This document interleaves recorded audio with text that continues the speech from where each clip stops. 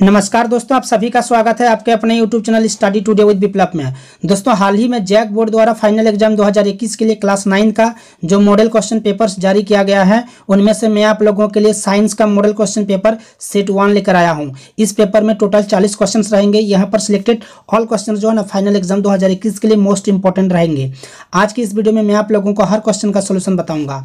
इस model paper में ज्यादातर क्वेश्चंस आप लोगों को एग्जाम में जरूर देखने को मिलेगा, इसलिए आप सभी से रिक्वेस्ट है वीडियो को लास्ट तक देखिए, वीडियो को लाइक कीजिए, शेयर कीजिए और चैनल में नए हो तो चैनल को सब्सक्राइब करके बेल आइकन को प्रेस जरूर कर लीजिए।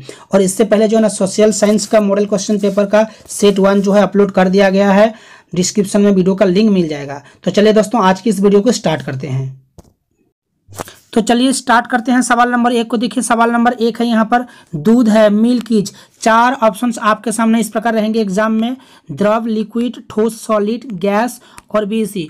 देखो दूध क्या है, दूध ठोस तो नहीं हो सकता, सॉलिड नहीं हो सकता, गैस भी नहीं हो सकता, ठीक है। तो इनमें से सही आंसर हो जाएगा आपका ऑप्शन 1 लिक्विड यानी कि द्रव, जैसे कि जल हो गया, जूस हो गया, खाना पकाने का तेल हो गया, ये सब तरल होते हैं, ठीक है। देखो द्रव का आयतन निश्चित होता है, आकार नहीं। द्रव को हम जिस बर्तन में डालते हैं ना, ये उसी का आकार ले लेते हैं। सभी द्रवों में बहाव होता है और इनका आकार बदलता है, इसलिए तरल होते हैं, ठीक है। तो दूध क्या है, दूध लिक्विड यानी कि द्रव होता है, ठीक है। ऑप्शन 1 आपका यहाँ पर सही आंसर हो जाएगा। चलिए नेक्स्ट क्वेश्चन की ओर ध्यान दीजिए। नेक्स्ट क्वेश्चन है यहाँ पर, गैस के कणों के बीच आकर्षण बल होता है। गैस के कणों के बीच आकर्षण बल होता है। 4 ऑप्शंस आपके सामने इस प्रकार रहेंगे, अधिक, कम, अत्यधिक, इनमें से कोई नहीं। गैस के कणों के बीच आकर्षण बल क्या होता है, सबसे कम होता है, ठीक है। ऑप्शन 2 आपका यहाँ पर सही आंसर हो जाएगा। देखो अगर हम लोग सॉलिड का बात करें यानी कि ठोस, ठोस के कणों के बीच सर्वाधिक आकर्षण बल होता है, ये भी आपको याद रखना है, ठीक है। और गैसों के कणों में सबसे कम बल होता है, जबकि लिक्विड यानी कि द्रव के कणों में इन दोनों के मध्यवर्ती बल होता है। तीनों को आपको याद रखना है, ठीक है। एग्जाम में कुछ भी पूछ सकता है। ठोस के कणों के बीच सर्वाधिक आकर्षण बल होता है, गैस के कणों में सबसे कम बल होता है और द्रव के कणों में इन दोनों के जो है ना मध्यवर्ती बल होता है, ठीक है। तीनों को आपको याद रखना है, एग्जाम में कुछ भी पूछ सकता है। नेक्स्ट क्वेश्चन है यहाँ पर, बर्फ का एक टुकड़ा जल की सतह पर तैरते रहता है क्योंकि। बर्फ का एक टुकड़ा जल की सतह पर तैरते रहता है क्योंकि बर्फ जो है ना जल से हल्का होता है, इसीलिए तैरते रहता है, ठीक है। ऑप्शन 3 आपका यहाँ पर सही आंसर हो जाएगा। नेक्स्ट क्वेश्चन है यहाँ पर, गर्म करने पर गैस का आयतन। 4 ऑप्शन आपके सामने इस प्रकार रहेंगे, बढ़ता है, घटता है, अपरिवर्तित रहता है, इनमें से कोई नहीं। गर्म करने पर गैस का आयतन क्या होता है, बढ़ता है, ठीक है। गर्म करने पर गैस का आयतन बढ़ता है। ऑप्शन 1 आपका यहाँ पर सही आंसर हो जाएगा। नेक्स्ट क्वेश्चन है यहाँ पर, निम्नलिखित में कौन कपड़ा गर्मियों के समय में अधिक आरामदेह होता है। निम्नलिखित में कौन कपड़ा गर्मियों के समय में अधिक आरामदेह होता है। 4 ऑप्शन आपके सामने इस प्रकार रहेंगे, पॉलिस्टर, सिल्क, सूती यानी कि कॉटन और सिंथेटिक। देखो हमें गर्मी में ना जो ना सूती कपड़े पहनना चाहिए, ठीक है। गर्मी में पसीना अधिक आने से वह सूती कपड़े द्वारा अवशोषित होकर शीघ्र वाष्पित होकर हमें शीतलता प्रदान करती है, ठीक है। तो इनमें से सही आंसर हो जाएगा आपका ऑप्शन 3, ठीक है, सूती, याद रखना। चलिए नेक्स्ट क्वेश्चन को देखिए। नेक्स्ट क्वेश्चन है यहाँ पर, प्रोटॉन कण है। प्रोटॉन कण है। 4 ऑप्शन आपके सामने इस प्रकार रहेंगे, ऋणावेशित, धनावेशित, आवेशित, इनमें से कोई नहीं। प्रोटॉन कण क्या है, धनावेशित है। ऑप्शन 2 आपका यहाँ पर करेक्ट आंसर हो जाएगा। देखो परमाणु के 3 अपपरमाणु कण होते हैं, आपको याद रखना, इलेक्ट्रॉन, प्रोटॉन और न्यूट्रॉन, ठीक है। इलेक्ट्रॉन, प्रोटॉन और न्यूट्रॉन। इलेक्ट्रॉन पर ऋण आवेश, प्रोटॉन पर धन आवेश और न्यूट्रॉन पर कोई आवेश नहीं होता है। तीनों आपको याद रखना है, ठीक है। और ई गोल्डस्टीन ने प्रोटॉन की खोज की थी, ये भी आपको याद रखना है। ई गोल्डस्टीन ने प्रोटॉन की खोज की थी, ठीक है। चलिए नेक्स्ट क्वेश्चन है यहाँ पर, परमाणु भार बराबर होते हैं। परमाणु भार बराबर होते हैं, किसके बराबर होते हैं, न्यूट्रॉन और प्रोटॉन के, ठीक है। ऑप्शन 3 आपका यहाँ पर करेक्ट आंसर हो जाएगा, neutron plus proton, okay. Next question को ध्यान दीजिए। नेक्स्ट क्वेश्चन है यहाँ पर, परमाणु के नाभिक में कौन से कण उपस्थित होते हैं। परमाणु के नाभिक में कौन से कण उपस्थित होते हैं, आपको याद रखना है, प्रोटॉन और न्यूट्रॉन, ठीक है। ऑप्शन 2 आपका यहाँ पर करेक्ट आंसर हो जाएगा। नेक्स्ट क्वेश्चन है, इनमें कौन अक्रिय गैस है। 4 ऑप्शन आपके सामने, नाइट्रोजन, नियॉन, क्लोरीन और ऑक्सीजन, ठीक है। इनमें से कौन अक्रिय गैस है, आपको याद रखना है, नियॉन गैस, ठीक है। ऑप्शन 2 आपका यहाँ पर सही आंसर हो जाएगा।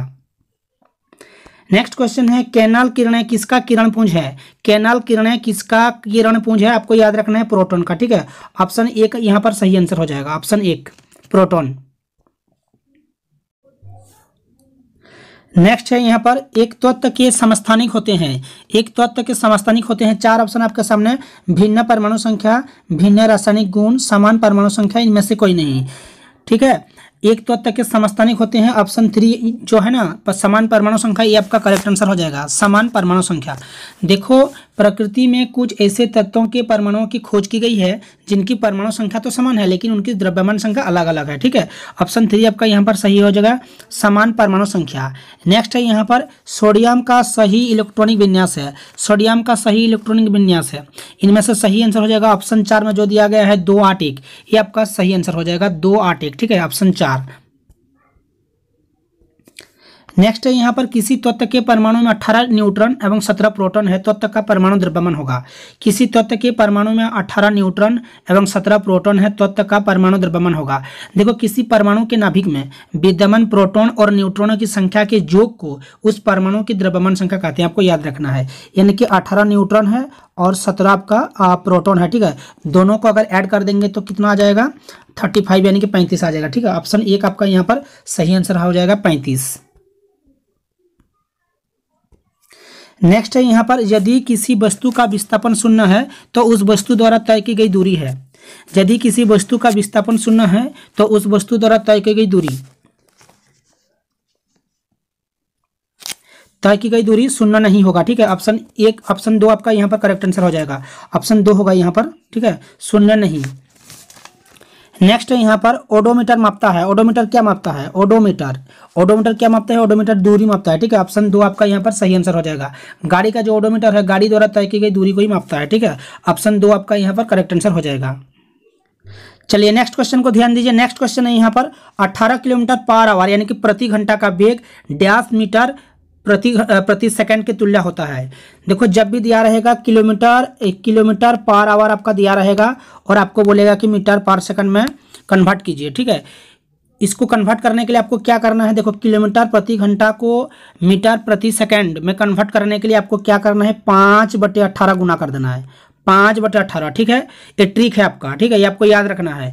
और जब भी मीटर पर सेकंड दिया रहेगा और आपको बोलेगा कि किलोमीटर प्रति घंटा में कन्वर्ट करना है तो आपको क्या करना है, इसका उल्टा यानी कि 18/5 गुना कर देना है। ठीक है, ये आपको याद रखना है। ठीक है, किलोमीटर प्रति घंटा से मीटर प्रति सेकंड में कन्वर्ट करने के लिए 5/18 गुना करना है और मीटर पर सेकंड यानी कि मीटर प्रति सेकंड से आपको बोलेगा कि किलोमीटर प्रति घंटा में कन्वर्ट कीजिए तो आपको गुना करना है 18/5, इसका उल्टा। तो यहाँ पर प्रश्न है आपका 18 किलोमीटर प्रति घंटा का वेग डैश मीटर पर सेकंड के तुल्य होता है, ये आपको पूछा गया है। तो आपको क्या करना है, 18 के साथ ना 5/18 गुना कर दीजिए, मल्टीप्लाई कर दीजिए, 18 और 18 कट जाएगा, आपका सही आंसर हो जाएगा 5। ठीक है, 5 आपका आंसर हो जाएगा। ऑप्शन 4 में जो दिया गया है 5, ये आपका सही आंसर हो जाएगा। नेक्स्ट क्वेश्चन है यहाँ पर किसी विशेष दिशा में कण की चाल को उसका डैश कहते हैं। किसी विशेष दिशा में कण की चाल को उसका डैश कहते हैं। देखो दिशा का बात किया गया है तो आपका सही आंसर हो जाएगा वेग। ठीक है, ऑप्शन 1 आपका यहाँ पर सही आंसर हो जाएगा। यह सदिश राशि होता है, यह धनात्मक तथा ऋणात्मक दोनों प्रकार का हो सकती है। ठीक है, तो ऑप्शन 1 आपका यहाँ पर सही आंसर हो जाएगा वेग। नेक्स्ट क्वेश्चन है यहाँ पर न्यूटन किसका मात्रक है। न्यूटन किसका मात्रक है, न्यूटन बल यानी कि फोर्स का मात्रक है। ठीक है, आपको याद रखना है, ऑप्शन 1। नेक्स्ट है यहाँ पर न्यूटन का गति का कौन सा नियम बल की परिभाषा देता है।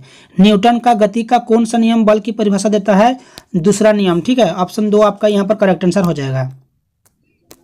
नेक्स्ट है यहाँ पर ध्वनि तरंगों की चाल सबसे ज्यादा होती है। ध्वनि तरंगों की चाल सबसे ज्यादा होती है किसमें, ठोस में होती है कि द्रव में होती है कि गैस में होती है कि तीनों में समान होती है, ठोस में होती है ज्यादा। ठीक है, याद रखना है ऑप्शन 1 ठोस में। ध्वनि तरंगों की चाल सबसे ज्यादा होती है ठोस में, ये आपको याद रखना है, ऑप्शन 1।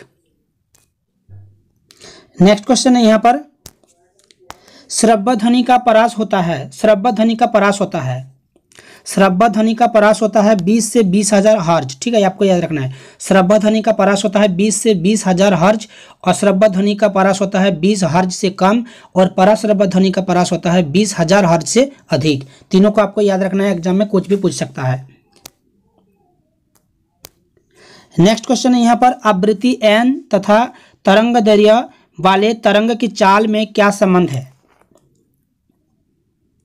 आवृत्ति तथा तरंग दैर्घ्य वाले तरंग की चाल में क्या संबंध है।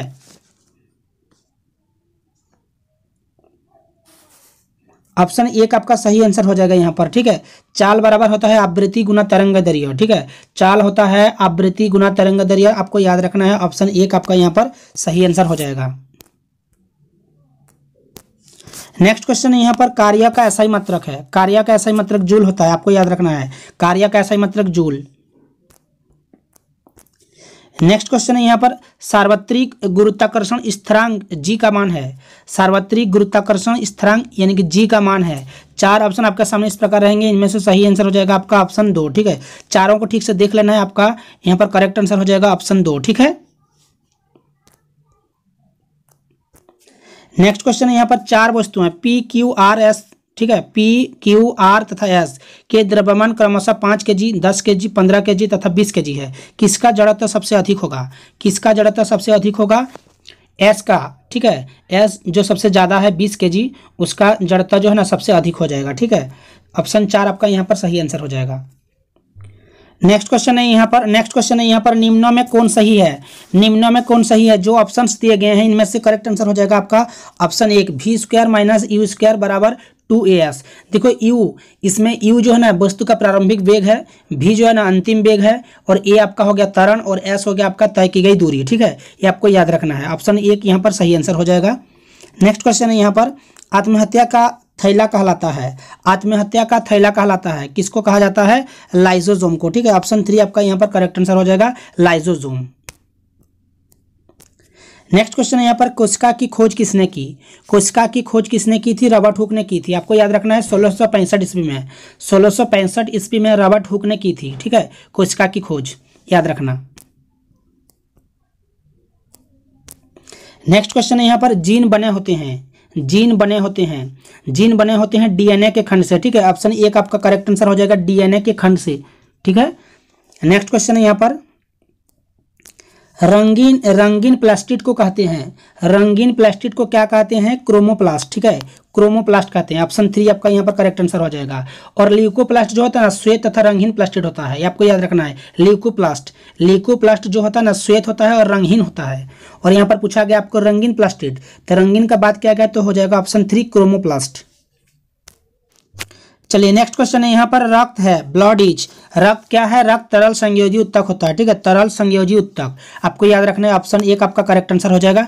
देखो रक्त का तरल आघाती भाग जो है ना प्लाज्मा कहलाता है, और इसी प्लाज्मा में लाल रक्त कोशिकाएं यानी कि आरबीसी, श्वेत रक्त कोशिकाएं यानी कि डब्ल्यूबीसी तथा प्लेटलेट्स तीनों सम्मिलित होते हैं। और प्लाज्मा में प्रोटीन, नमक तथा हार्मोन भी मौजूद होते हैं, आपको याद रखना है। नेक्स्ट क्वेश्चन है यहाँ पर रंतौंधी कैसा रोग है? 4 ऑप्शन आपके सामने इस प्रकार रहेंगे, आनुवंशिक गुण, हार्मोन की गड़बड़ी से उत्पन्न रोग, कुपोषण से उत्पन्न रोग, और विटामिन ए की कमी से उत्पन्न रोग। रंतौंधी कैसा रोग है? विटामिन ए की कमी से उत्पन्न रोग, ठीक है। ऑप्शन 4 आपका करेक्ट आंसर हो जाएगा, ठीक है। ऑप्शन 4 विटामिन ए की कमी से उत्पन्न रोग। नेक्स्ट क्वेश्चन को ध्यान दीजिए। नेक्स्ट क्वेश्चन है यहाँ पर कॉर्क कोशिकाओं में पाया जाता है। कॉर्क कोशिकाओं में क्या पाया जाता है? ऑप्शन 4 में जो दिया गया है, सॉरी ऑप्शन 3 में जो दिया गया है ना सुबरीन, ये आपका सही आंसर हो जाएगा, ठीक है। ये आपका सही आंसर हो जाएगा सुबरीन, याद रखना ऑप्शन 3, कर्क कोशिकाओं में सुबरीन पाया जाता है। नेक्स्ट क्वेश्चन है यहाँ पर शरीर का बाहरी और भीतरी रक्षक आवरण बनाते हैं। शरीर का बाहरी और भीतरी रक्षक आवरण बनाते हैं। जो ऑप्शन दिए गए हैं इनमें से सही आंसर हो जाएगा आपका ऑप्शन 2, ठीक है। ऑप्शन 2 आपका यहाँ पर सही आंसर हो जाएगा एपिथेलियम उत्तक, ठीक है। एपिथेलियम उत्तक आपका करेक्ट आंसर हो जाएगा। नेक्स्ट क्वेश्चन है यहाँ पर एनीमिया नामक बीमारी किस पोषक तत्व की कमी से होती है? एनीमिया नामक बीमारी किस पोषक तत्व की कमी से होता है? 4 ऑप्शन आपके सामने इस प्रकार रहेंगे एग्जाम में, आयोडीन, आयरन, तांबा और जस्ता। इनमें से सही आंसर हो जाएगा ऑप्शन 2 आयरन, ठीक है। एनीमिया नामक बीमारी किस पोषक तत्व की कमी से होती है? आयरन की कमी से होती है, ठीक है। ये आपको याद रखना है। दोस्तों वीडियो को कैसा लग रहा है प्लीज कमेंट करके बताइएगा, और वीडियो को लाइक और अपने दोस्तों में शेयर जरूर कीजिएगा। नेक्स्ट क्वेश्चन है यहाँ पर एक दीर्घकालीन रोग है। 4 ऑप्शन आपके सामने इस प्रकार रहेंगे, मलेरिया, एक्जिमा, जुखाम और हैजा, ठीक है। इनमें से करेक्ट आंसर हो जाएगा आपका ऑप्शन 1 मलेरिया। एक दीर्घकालीन रोग है मलेरिया, आपको याद रखना है ऑप्शन 1। नेक्स्ट क्वेश्चन है यहाँ पर वायुमंडल में कार्बन डाइऑक्साइड के बढ़ने का संबंध है। 4 ऑप्शन आपके सामने इस प्रकार रहेंगे, समुद्र तल के उठने से, ओजोन परत के अपक्षय से, अम्ल वर्षा से, चक्रवात से। वायुमंडल में कार्बन डाइऑक्साइड के बढ़ने का संबंध है समुद्र तल के उठने से। ऑप्शन 1 आपका करेक्ट आंसर हो जाएगा। नेक्स्ट क्वेश्चन को ध्यान दीजिए। नेक्स्ट क्वेश्चन है आपका, पौधे जिन पदार्थों का संश्लेषण करते हैं वे कहलाते हैं, वे क्या कहलाते हैं? जैव रसायन कहलाते हैं। ठीक है, पौधे जिन पदार्थों का संश्लेषण करते हैं वे जैव रसायन कहलाते हैं। ऑप्शन 1 आपका करेक्ट आंसर हो जाएगा। नेक्स्ट क्वेश्चन है यहाँ पर, मलेरिया का रोग वाहक है। मलेरिया का रोग वाहक है, 4 ऑप्शन आपके सामने इस प्रकार रहेंगे, मक्खी, मच्छर, तिलचट्टा और चूहा। मलेरिया का रोग वाहक है मच्छर। ऑप्शन 2 आपका यहाँ पर करेक्ट आंसर हो जाएगा। चलिए अंतिम क्वेश्चन को देख लीजिए। अंतिम क्वेश्चन है यहाँ पर, वे प्राकृतिक पदार्थ जिनका उपयोग मनुष्य अपने जीवन यापन एवं विकास के लिए करता है कहलाते हैं। वे प्राकृतिक पदार्थ जिनका उपयोग मनुष्य अपने जीवन यापन एवं विकास के लिए करते हैं कहलाते हैं। 4 ऑप्शन आपके सामने इस प्रकार रहेंगे, रासायनिक पदार्थ, वस्तु, प्राकृतिक संपदा और उपयोगी पदार्थ। इनमें से करेक्ट आंसर हो जाएगा आपका ऑप्शन 3 प्राकृतिक संपदा। ठीक है, ऑप्शन 3 आपका यहाँ पर सही आंसर हो जाएगा। दोस्तों वीडियो को कैसा लगा प्लीज कमेंट करके बताइएगा। वीडियो को अगर अच्छा लगा तो प्लीज वीडियो को लाइक और अपने दोस्तों में शेयर जरूर कीजिए, और चैनल में अगर पहली बार हो तो चैनल को सब्सक्राइब करके बेल आइकन को प्रेस जरूर कर लीजिए। तो दोस्तों मिलते हैं नेक्स्ट वीडियो में, तब तक के लिए बाय, थैंक यू।